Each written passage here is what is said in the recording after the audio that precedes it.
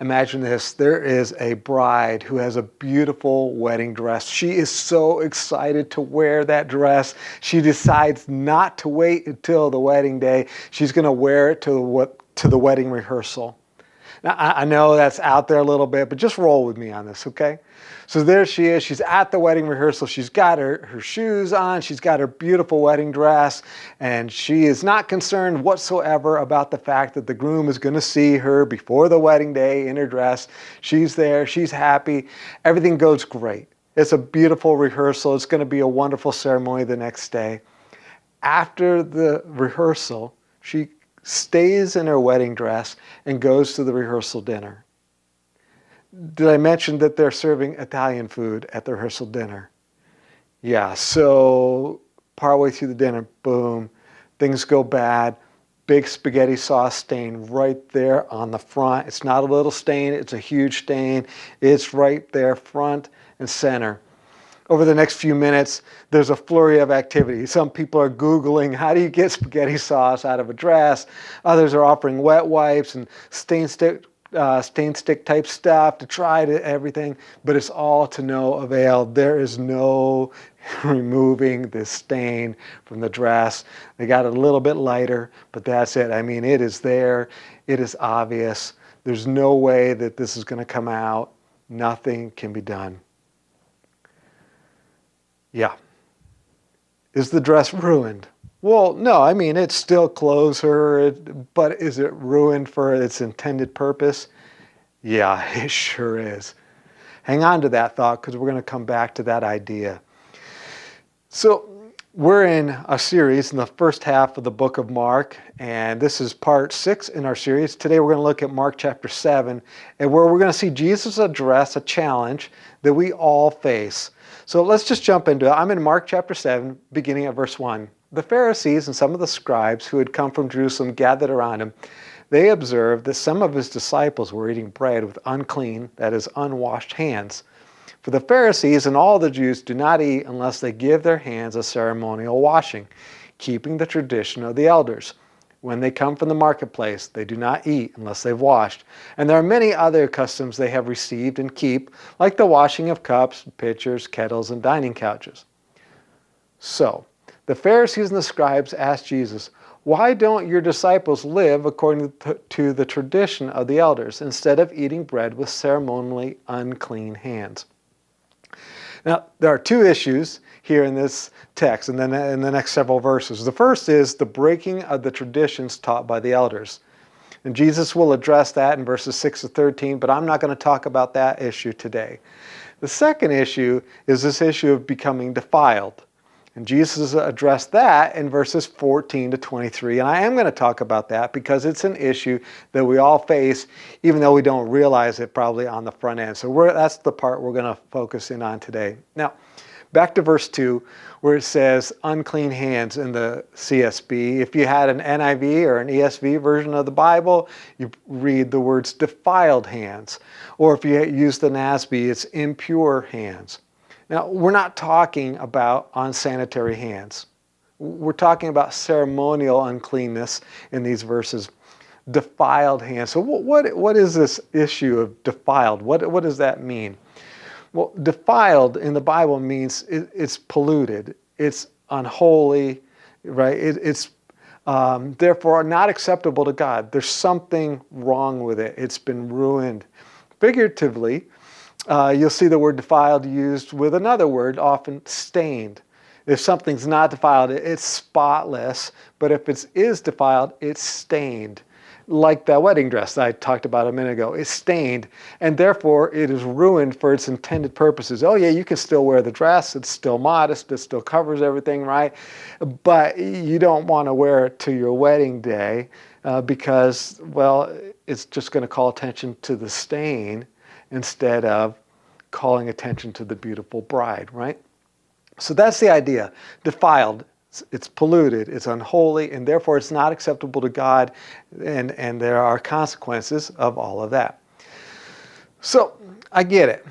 This idea of defilement, something becoming defiled, or this kind of impurity, that might seem kind of strange to us. It's not part of our culture like it was for the Jews.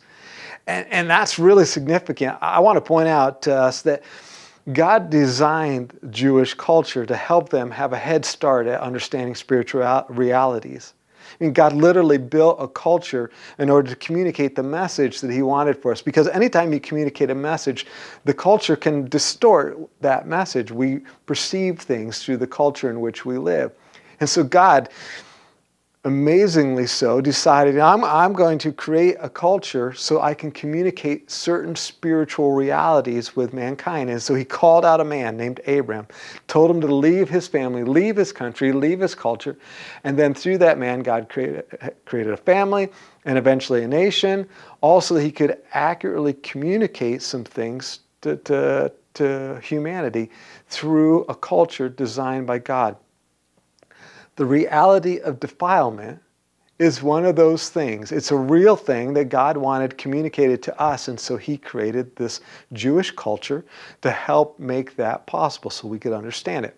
Now, in creating this culture, God made a covenant with them that included laws against certain foods and certain situations that made someone unclean. And there are at least 3 reasons for these types of laws, these unclean laws or these defilement laws. And I'm not going to get into that today. We talked about that when we talked about the Old Covenant. The point is this. There are these laws. And if you touch the wrong thing, or you eat the wrong thing, or you go to the wrong place or whatever, you were ceremonially unclean. You were defiled. If you broke that law, you're defiled, you're no longer pure, and you're no longer acceptable to God while you're in that state. Sacrifice was necessary in order to restore your purity and to restore your ability to interact both with your neighbors around you, the other people, and with God. So God created this culture, created some of these laws, good reasons for that, but that's really what that was all about. And a sacrifice is necessary to fix the problem if you became defiled. Okay? Now, so defilement is a little strange to us because that's not part of our culture. There's another thing that might seem a little strange to us that I want to address before we get into the rest of the text, and that is this. For some of us, we might think, isn't it strange that God might not accept somebody? I mean, isn't God obligated to love and therefore accept everyone? Oh, wow. Rather than answer that question head on, I want to have you, again, use your imagination with me for just a moment. Imagine that there's this world-class chef, and he makes unbelievable food, great meals, gourmet food. It's just incredible. But he also likes his food just so, right? And so he tends to use more expensive foods, higher quality ingredients, and with him, presentation matters, and he prefers sauces beyond just the American sauce, right? Melted cheese, right? You could say, if he's like that, and so you put something else in front of him, and he's like, I'm not going to eat that. Well, then you'd say, well, you're just being fussy. You're being picky. Come back down to earth. Eat with the rest of us. A cheeseburger is just fine, or whatever. But imagine that same world-class chef if he just says, I'm not going to eat this food because this food is just crawling with disease-carrying flies. I mean, they're just all over. And so to eat this is a recipe for getting extremely sick, possibly dying. Well, if he rejects that food, he's not being picky anymore, is he? No, he's avoiding real contaminants. There's a real reason. There's something really wrong with this food, and he should avoid it, right? The defilement that Jesus talked about in the next few verses we're going to look at has nothing to do with God being picky. It has everything to do with God saying these things defile you because they are real contaminants. They cause real damage, real disease. There's something really wrong here. All right? So let's jump into the text. Mark chapter 7, verse 14. Summoning the crowd again, Jesus told them, listen to me, all of you, and understand. Gather around. I've got something important to tell you, right? Here it is, verse 15. Nothing that goes into a person from outside can defile him, but the things that come out of a person are what defile him. That was it. Nothing that goes into a person from the outside can defile him, but the things that come out of a person are what defile him. Several observations. First, that word defile there is the same word that was back in verse 2 that was translated unclean or unwashed. It's that exactly the same word, defile. So we're talking about the same thing. But we're no longer talking about defiled hands. We're talking about a defiled person. In other words, it's not just your hand that gets defiled now. Your entire personhood gets defiled. And then, as you saw in the verse we just read, Jesus states what does and what does not defile the person. So a couple takeaways so far. First, defilement is a real thing. If you read the verses that I skipped, they were a lot about tradition and cultural rules. And so you might walk away from those verses and think, well, maybe defilement isn't a real issue. No, it really is. This is not just a tradition thing. It's not just a cultural rule. Defilement is a real thing. And secondly, defilement is a real problem. See, things that are defiled or people that are defiled, well, that messes with stuff. It messes with their relationships with God and with other people. And defilement is also a real problem because just like the whole spaghetti sauce on the wedding dressing, defilement ruins us for our intended purposes. So defilement is a real thing, and it is a problem, and it is one that we address, or we experience, whether we know that or not. It's our challenge that's in our lives. Let's look at what happens next. Mark 7, verse 17. When he went into the house, away from the crowd, his disciples asked him about the parable. Yeah, that sentence we just read. And he said to them, are you also as lacking in understanding? Don't you realize that nothing going into a person from the outside can defile him? For it doesn't go into his heart, but into the stomach and is eliminated. And Jesus said, defilement doesn't come from outside a person. It doesn't come through your association, like if you hang out with this person, boom, or you're somehow associated with them, or you're part of something. No, that's not how you get defiled. And you don't get defiled through proximity, being too close to. And you don't get defiled through contact, like by touching. And you don't even get defiled through ingestion, by eating. Well, why not? Because none of those methods bring the unclean thing into contact with the heart. None of those methods corrupt the heart. Now, when the Bible talks about heart, it's not talking about the organ, boom, boom, boom, boom, boom, boom. It's talking about the core of your being, that part of you that determines your actions and your inactions. It includes your will, the decision-making part of you. It includes your values. It includes your priorities, your reinforced thoughts, perhaps your adopted identity. So the core of who you are, what makes you you and what makes you do what you do and not do what you won't do, that's your heart. And he says, defilement doesn't come from the outside because there's nothing you can touch and no person you can be around and nothing you can eat that'll actually change your heart, the core of your being. Now, before we get to the rest of what Jesus said, Mark, you might notice, added an application to Jesus' words. Let me go back to it again. It's the second half of verse 18. Nothing going into a person from the outside can defile him, for it doesn't go into his heart, but into the stomach and is eliminated. Thanks for not making me explain that. Thus he declared all foods clean. This is mind-blowing. Jesus often said a lot with very few words.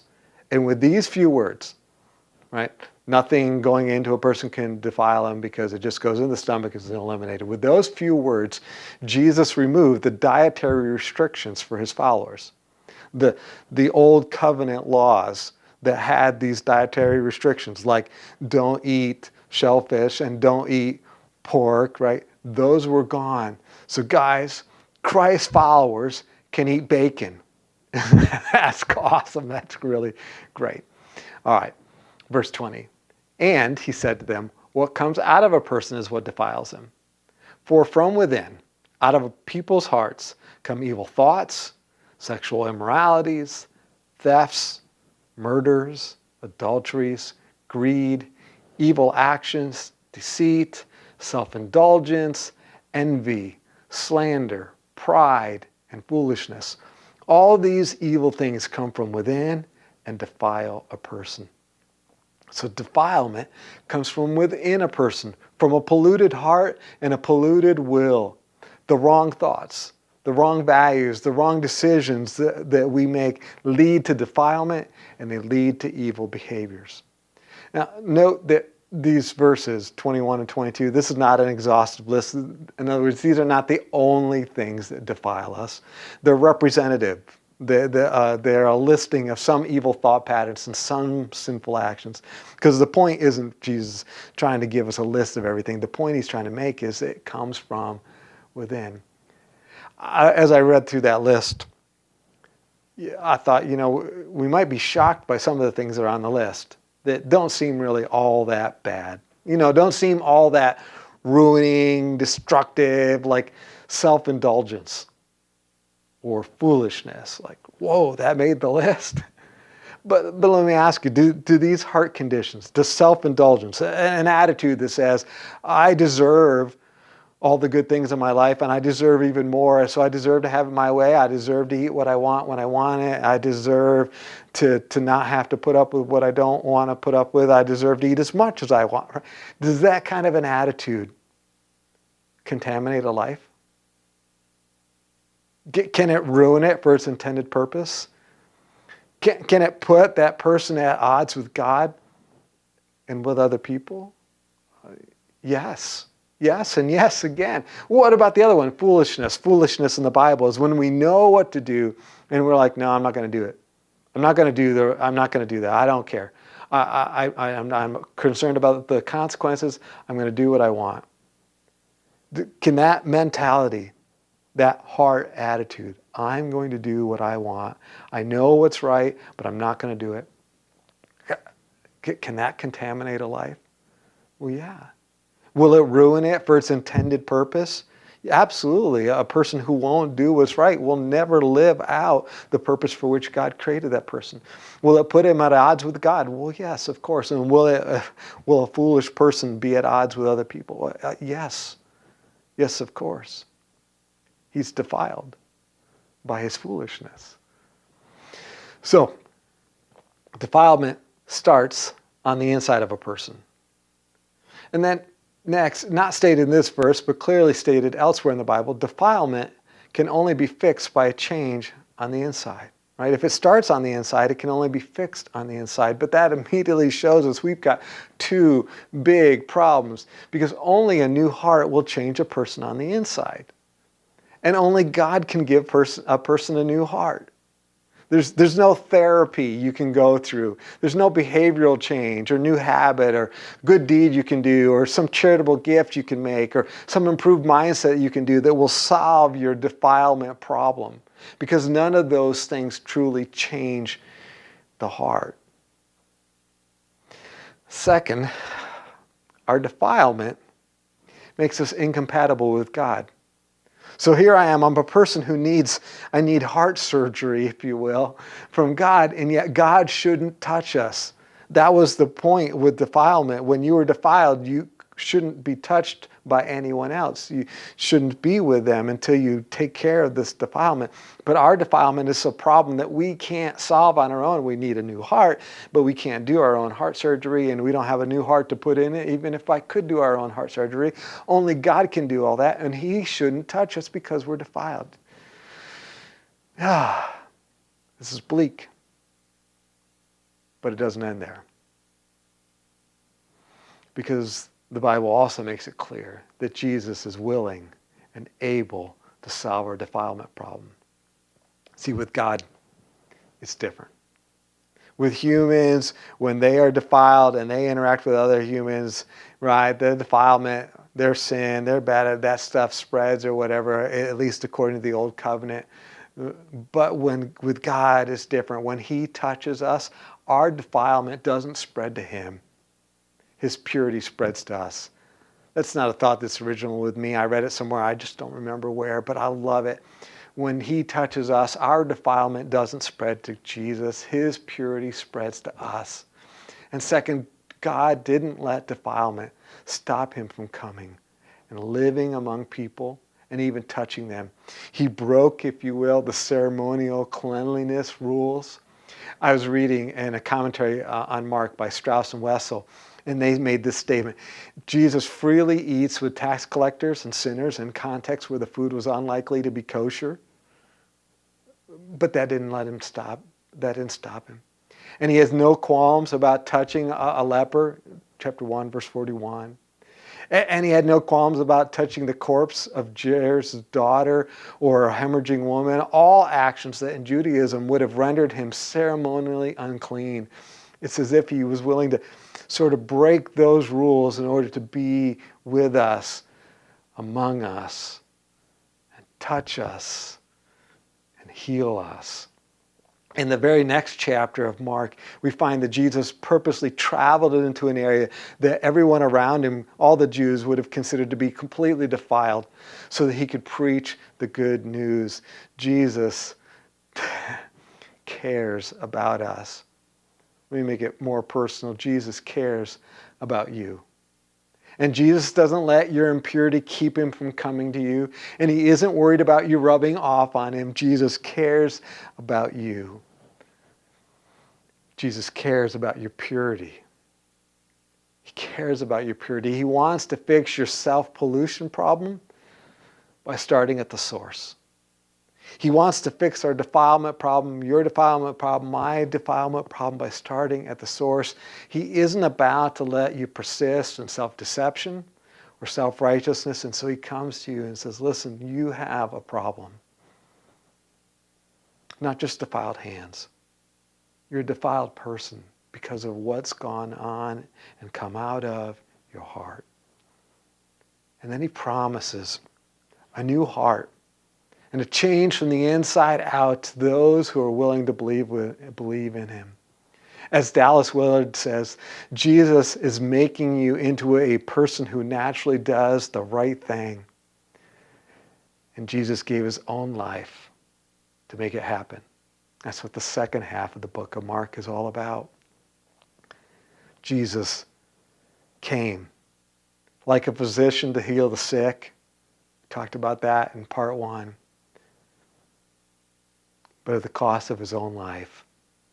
That's what it took to solve our defilement problem.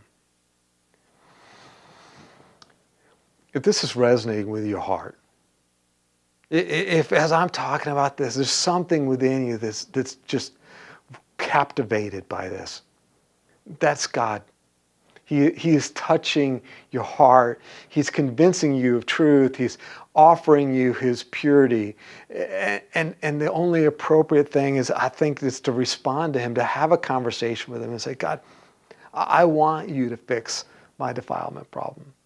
Or maybe you're already a follower of Jesus Christ, and so he's done the big thing. He already gave you that new heart, but you want to look at him and you want to say, Jesus, Jesus, continue to do your work in me. Continue to change me from the inside out so that slowly but surely I become that person who naturally does the right thing.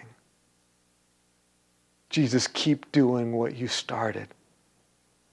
Man, if that's your heart, I encourage you, just pause and talk to God and silently, right there, right where you're at, talk to him about what's going on in your heart and your desire to see him do what only he can do.